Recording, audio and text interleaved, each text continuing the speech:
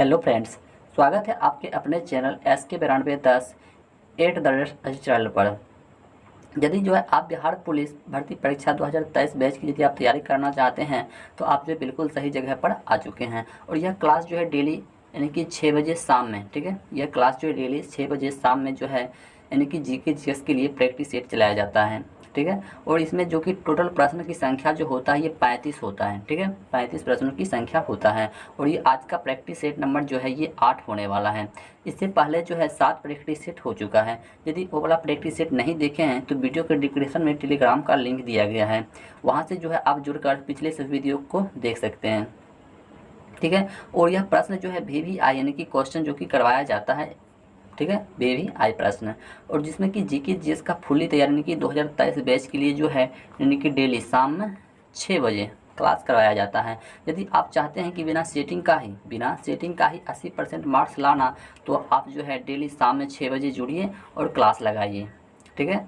तब जाकर के आपको 80% मार्क्स आने वाला है। और इससे बेहतर क्लास आपको बिल्कुल यूट्यूब पर फ्री कहीं पर भी मिलने वाला नहीं है। तो चलिए बिना देरी करते हुए प्रश्न को स्टार्ट करते हैं। और वीडियो शुरू से अंत तक वॉच करना है। और यदि चैनल पर नए आए हैं तो चैनल को सब्सक्राइब करके बेल आइकन को भी प्रेस कर लेना है। तो चलिए बिना देरी करते हुए प्रश्न को स्टार्ट कर लेते हैं।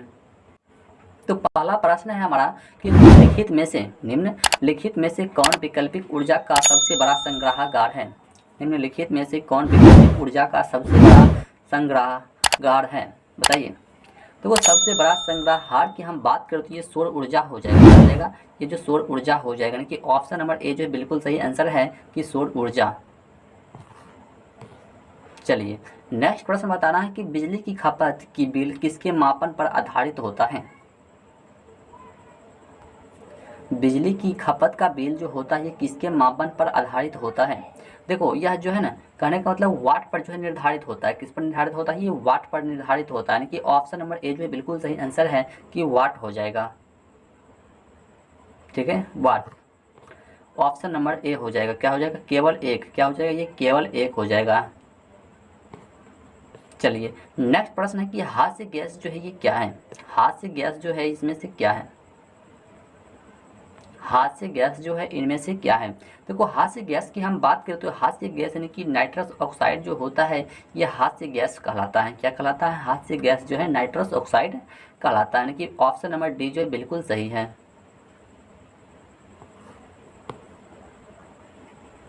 चलिए नेक्स्ट प्रश्न है निम्नलिखित में से सबसे भारी धातु ये कौन सी है। निम्नलिखित में से सबसे भारी धातु ये कौन सी है। देखो सबसे भारी धातु की हम बात करें तो सबसे बड़ी धातु ये यूरेनियम होता है। क्या होता है, यूरेनियम। सबसे बड़ी धातु होता है ये यूरेनियम होता है। और आपको कमेंट में बताना है कि सबसे बड़ा धातु, ठीक है, भारी धातु यूरेनियम हो गया। और सबसे हल्की धातु का नाम आपको कमेंट बॉक्स में बताना है, ठीक है। सबसे हल्की धातु का नाम कमेंट बॉक्स में बताना है। तो चलिए देखते हैं नेक्स्ट प्रश्न को।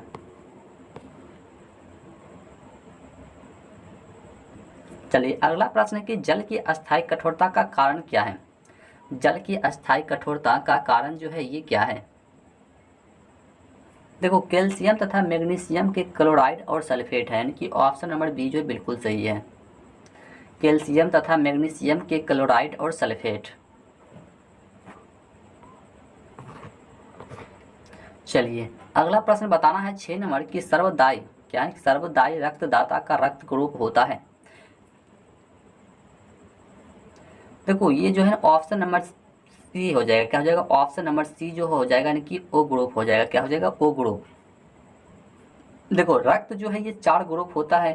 पहला ओ होता है, ठीक है, दूसरा ए बी होता है, और एक ए हो गया और एक बी हो गया, ठीक है। यानी कि 4 ग्रुप होता है, ठीक है। और जिसमें से सर्वदाता यानी कि ये ऑप्शन नंबर सी में ये सर्वदाता हो जाता है। और ए बी ग्रुप होता है इसे सर्वग्राही कहा जाता है। क्या कहा जाता है, सर्वग्राही। इसे सर्वग्राही कहा जाता है ए बी को। और ओ को सर्वदाता कहा जाता है। यानी कि ओ ग्रुप का रक्त सभी को दान दे सकते हैं। चलिए यदि आपको किसी भी प्रश्न में किसी प्रकार का डाउट हो तो आप कमेंट में हमसे पूछ सकते हैं, ठीक है। तो अगला प्रश्न है कि वर्तमान प्रमाण के अनुसार पृथ्वी पर जीव का उद्गम हुआ है लगभग कितने वर्ष पूर्व, बताइए। देखो ये जो है ना दो करोड़ वर्ष पूर्व हुआ है। कब हुआ है? 2 करोड़ वर्ष पूर्व, यानी कि ऑप्शन नंबर सी जो है बिल्कुल सही है।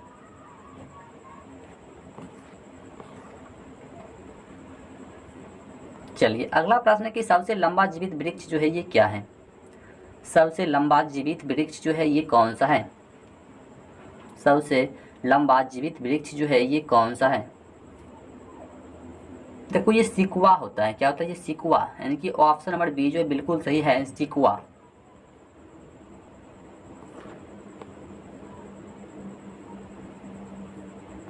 अगला प्रश्न है कि किस वनस्पति खाद्य में अधिकतम प्रोटीन होता है? किस वनस्पति खाद्य में जो है अधिकतम प्रोटीन होता है? अधिकतम प्रोटीन होता है। देखो अधिकतम प्रोटीन जो है ये सबसे ज़्यादा जो है सोयाबीन में पाया जाता है। किसमें पाया जाता है? सोयाबीन में, कि ऑप्शन नंबर सी जो है बिल्कुल सही आंसर है कि सोयाबीन में।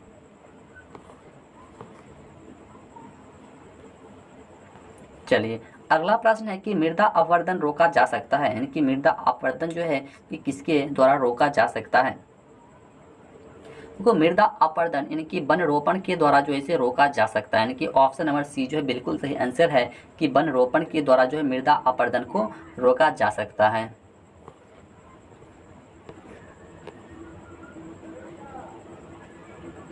चलिए नेक्स्ट प्रश्न है 11 नंबर की न्यूजीलैंड में पाया जाने वाला यानी कि उड्डयनहीन पक्षी है। उड्डयनहीन पक्षी है।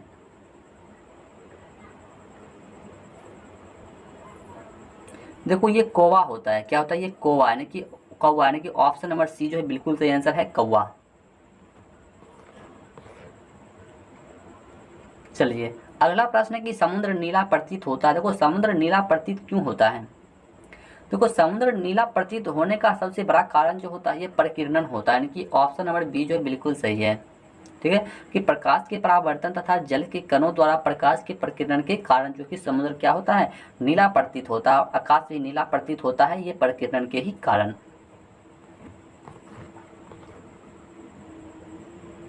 चलिए नेक्स्ट प्रश्न है कि तेज हवा वाली रात में ओस नहीं बनती है, क्यों? तेज हवा वाली रात में जो है ओस नहीं बनती, क्योंकि तेज हवा वाली रात में ओस जो है क्यों नहीं बनती है? देखो ओस इसलिए नहीं बनती है कि तेज हवा वाली रात्रि में जो होता है कि वाष्पीकरण की दर जो है वो तेजी से होता है। क्या होता है? कि वाष्पीकरण का दर जो है तेजी से होता है, इसी कारण से जो है जो तेज हवा वाली रातों में ओस नहीं बन पाती है। चलिए अगला प्रश्न है कि जीवन चक्र की दृष्टि से पौधों का सबसे महत्वपूर्ण अंग जो है ये क्या है? जीवन चक्र की दृष्टि से पौधों का सबसे महत्वपूर्ण अंग जो है ये कौन सा है? देखो जीवन चक्र की दृष्टि से पौधों का सबसे महत्वपूर्ण अंग जो है ये पुष्प होता है, ठीक है। ये पुष्प, यानी कि ऑप्शन नंबर ए जो बिल्कुल सही आंसर है कि जीवन चक्र की दृष्टि से पौधों का सबसे महत्वपूर्ण अंग जो है ये पुष्प होता है।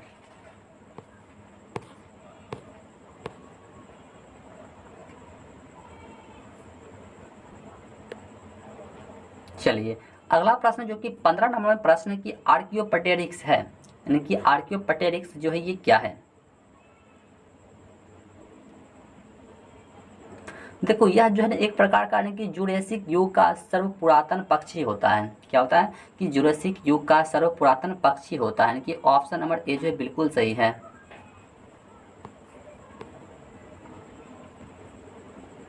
चलिए अगला प्रश्न है कि एस्प्रिन है, यानी कि एस्प्रिन जो है ये क्या है? देखो यह एक प्रकार का जो है एंटीपिरेटिक होता है। क्या होता है? एंटीपिरेटिक, यानी कि ऑप्शन नंबर बी जो है बिल्कुल सही है।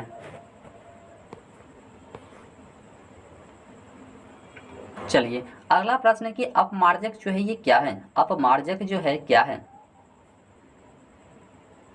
देखो अपमार्जक जो होता है ये शोधन अभिकर्ता होता है। क्या होता है? ये शोधन अभिकर्ता होता है। अपमार्जक जो है यह शोधन अभिकर्ता होता है। चलिए नेक्स्ट प्रश्न है कि रेडियोधर्मी पदार्थ उत्सर्जित करता है, यानी कि रेडियोधर्मी पदार्थ जो है ये क्या उत्सर्जित करता है? रेडियोधर्मी पदार्थ जो है ये क्या उत्सर्जित करता है? देखो यह जो है ना अल्फा, गामा, बीटा यानी कि तीनों कण जो है ये उत्सर्जित करता है, यानी कि ऑप्शन नंबर डी जो है बिल्कुल सही आंसर है कि उपयुक्त सभी। चलिए अगला प्रश्न है कि डॉल्फिन वर्गीकृत किए जाते हैं, यानी कि डॉल्फिन को जो है किसके अंतर्गत रखा जाता है? देखो डॉल्फिन को जो है ये स्तनी के रूप में रखा जाता है, यानी कि ऑप्शन नंबर डी जो है बिल्कुल सही है।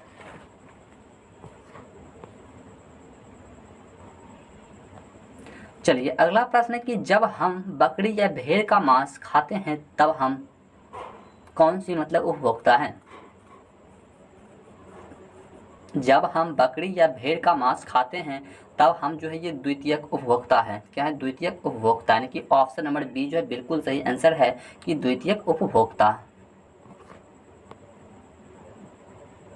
चलिए नेक्स्ट प्रश्न बताना है कि ग्रीन पीस क्या है? ग्रीन पीस जो है ये क्या है? देखो ग्रीन पीस जो है ये पर्यावरण समर्थकों का एक अंतरराष्ट्रीय संगठन होता है। ठीक है, ऑप्शन नंबर सी जो है बिल्कुल सही है। चलिए अगला प्रश्न कि राज्यपाल को अधिकार पद की शपथ कौन देता है? राज्यपाल को अधिकार पद की शपथ जो है ये कौन देता है? देखो यह जो है ना उच्च न्यायालय के मुख्य न्यायाधीश देता है। ऑप्शन नंबर सी जो है बिल्कुल सही है।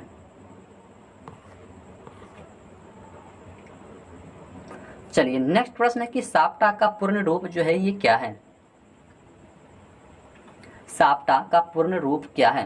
देखो साप्टा का पूर्ण रूप होता है साउथ एशिया यानी कि प्रीफरेंशियल ट्रेड एग्रीमेंट, यानी कि ऑप्शन नंबर ए जो है बिल्कुल सही है।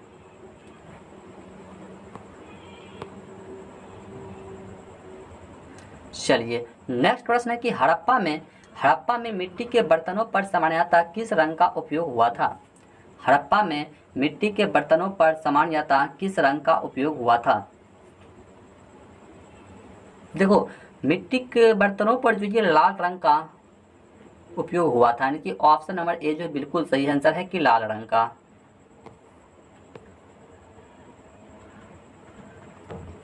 अगला प्रश्न है कि ऋग्वेद संहिता का 9वां मंडल यानी कि पूर्णतः किसको समर्पित है? 9वां मंडल जो है ये पूर्णतः किसको समर्पित है? देखो यह जो है सोम और इस पे पर नामांकित देवता को है, यानी कि ऑप्शन नंबर डी जो है बिल्कुल सही है।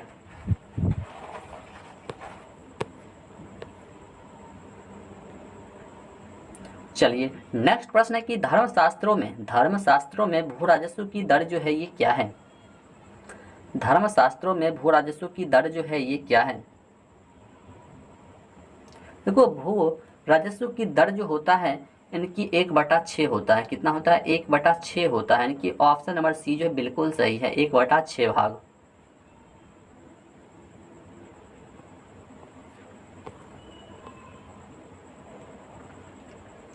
चलिए नेक्स्ट प्रश्न है कि बराबर की गुफाओं का उपयोग किसने आश्रय गृह के रूप में किया?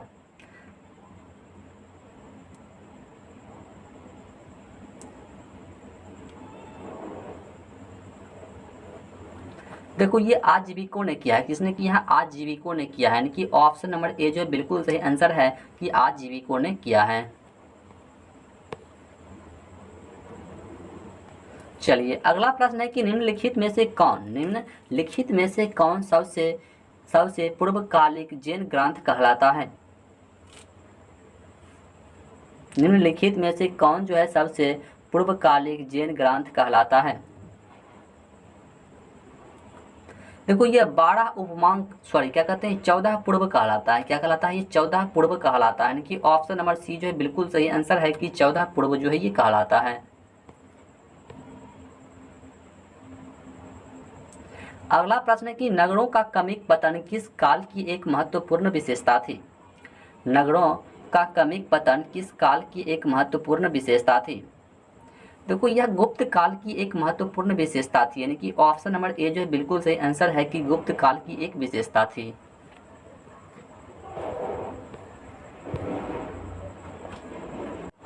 चलिए अगला प्रश्न है कि चीनी यात्री इनसिंग ने बिहार का भ्रमण जो है ये कब किया है? चीनी यात्री इनसिंग ने बिहार का भ्रमण जो है ये कब किया है?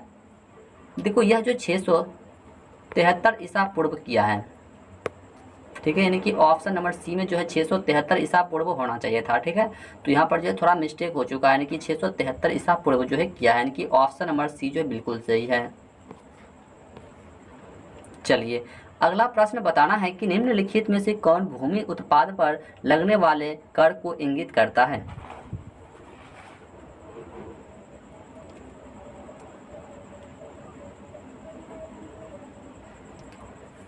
देखो ये खराज, खम्स और मुक्तई, यानी कि ये तीन को होने वाला है, यानी कि हम कोड के अनुसार इसका आंसर की हम बात करें तो इसका बिल्कुल सही आंसर जो है ये क्या होने वाला है, कोड के अनुसार बताना है, ठीक है। प्रश्न जो है 31 नंबर प्रश्न है, कोड के अनुसार इसका आंसर यदि हम बात करें तो इसका बिल्कुल सही आंसर जो है ऑप्शन नंबर डी होने वाला है, ठीक है, ऑप्शन नंबर डी 1, 3 और 4, ठीक है, 1, 3 और 4।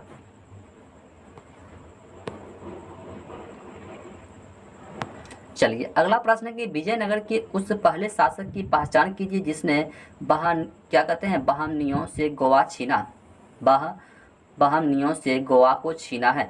देखो यह जो हरियर द्वितीय ने छीना है, किसने छीना है? यह हरियर द्वितीय ने जो कि छीना है, यानी कि ऑप्शन नंबर बी जो है बिल्कुल सही आंसर है कि हरियर द्वितीय ने छीना है।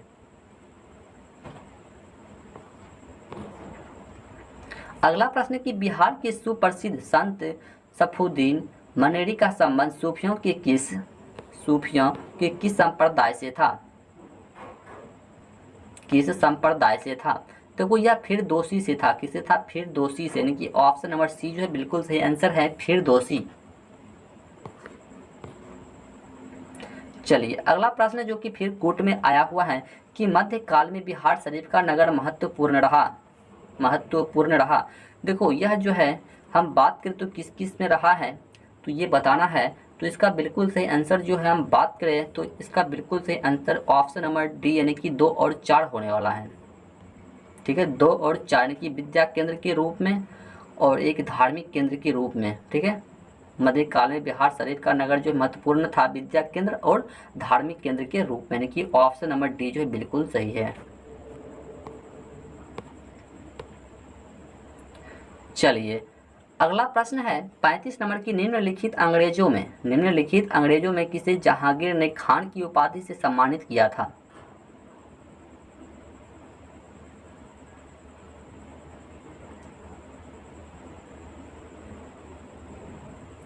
देखो ये सर टॉमस ने, ऑप्शन नंबर बी जो बिल्कुल सही आंसर है, ठीक है।